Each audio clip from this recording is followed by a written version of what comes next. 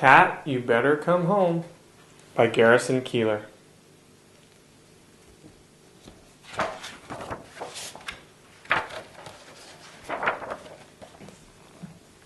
My cat pleaded and my cat cried for me to open up the door and let her go outside. Then she sat on the lawn underneath a tree, pretending that she couldn't hear me. As I said, "Cat, you better come home. There's dogs in the dark waiting to attack, and cat hawks looking for a late night snack. So cat, you better come home." Puff looked away and tossed her head. "I may or may not come," she said. "I'm a cat who is deeply dissatisfied. I'll let you know when I decide." I said, "Cat, you better come home. I could close this door and lock the bolt, and you'd spend the night in the snow and cold. So cat, you better come home." She said, "I'd rather be a cat who meets a terrible fate than live with a man who can't appreciate that a cat is independent and a true highbrow and needs a little high-class chow. I've seen the food that you feed your guests, the turkey and the tuna and the chicken breasts. And do you share it with your cat? No, sir, no way. Not even the liver pate." And I said, "Cat, you better come home. I'm not about to stand here and argue with a cat. What would the next door neighbors think of that? Cat, you better come home." "Well, I never," she said, and she turned in a huff. "You've seen the last of your dear cat Puff." She left with a sardonic laugh, and she left for a year and a half. I felt so bad, full of guilt and shame. I walked around town calling her name, with a great big platter of Chateaubriand and an ounce of caviar in my hand. "Oh, cat, I wish you'd come home. Come home, old Puff, come home to us. There's a lot of new benefits I'd like to discuss. Oh, cat, please come home." I saw her 6 months later in a cat magazine. She was the #1 TV cat food queen, with a fat contract with a cat food firm, and her hair was done up in a perm. I could tell it was Puff, even though she was wrapped in a white mink stole and her teeth were capped. She was lying on a beach in the south of Greece, and she changed her name to Clarice. In the story it said she was voted cat of all cats by the Greeks, and it quoted a noted poet who said, "Clarice is a national treasure and centerpiece." And it said she lived in a 10-room manse and ate fresh fish flown in from France, and that famous people visited her, and she spoke to them in a European purr. "Oh, cat, you better come home.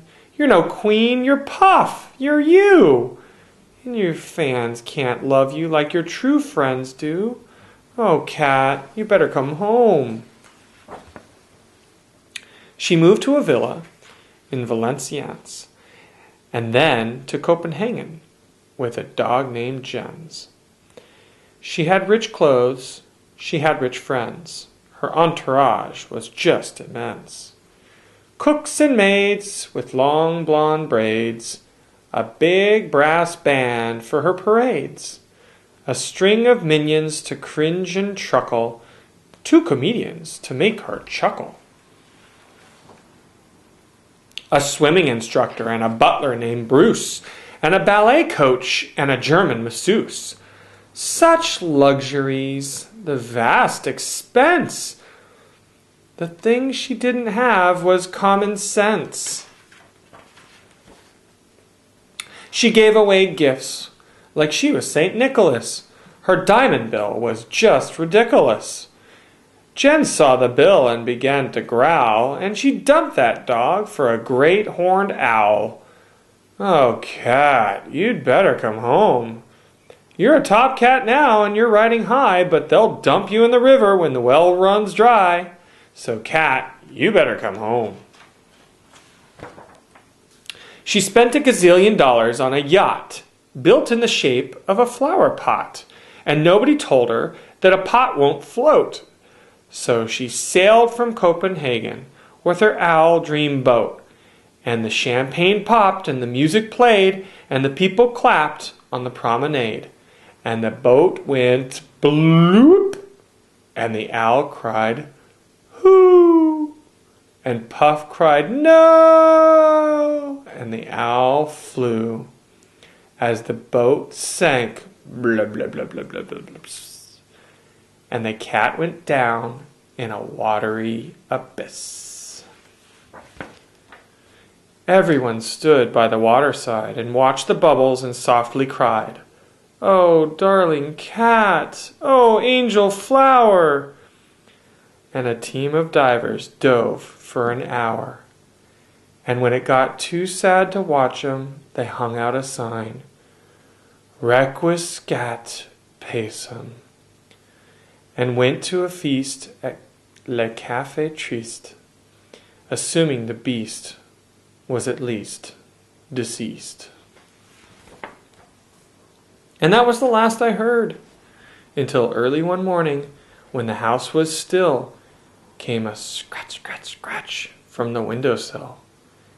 And there with her nose pressed against the pane, burrs in her fur, and drenched from the rain, with tears in her ears and big puffy eyelids, stood a former top cat who had hit the skids. She limped along on a homemade crutch. She could hardly stand, she weighed so much. Approximately 93 pounds.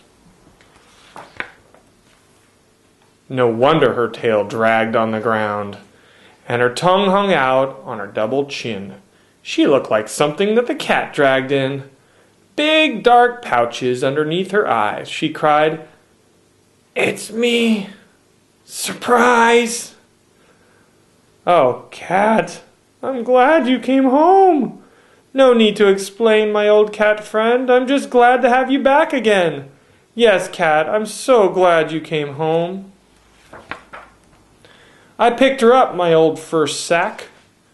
She cried, "Easy, Jack. Take it easy on my back. I've got bad back problems and I'm not too swift on account of the rich, rich life I've lived. I'm going to give up gravy and goldfish pies, ragout of robin thighs, guppy fries and frog fillet, mouse morsels served flambé, white rats in chocolate sauce, soup a la Calipas, chihuahuas in cheddar cheese, chuck roast of chickadees. And one more thing, I know it well, a cat should never drink muscatel." She went on a high-fiber diet at once, and was her old self in about 2 months. With a spring in her step and a gleam in her eye, she'd hop to the windowsill, sit there, and sigh. If other cats could only know to hang their hats on the status quo and make the best of what they've got, and be who they are, and not what you're not. For the very worst thing that a cat can do is to make all of its dreams come true. So cats, you better come home. You can seek your fortune, but nevertheless, remember your name and your address, because someday you'll need to come home. Look at all those cats, all going home. That's Cat, You Better Come Home by Garrison, Keillor.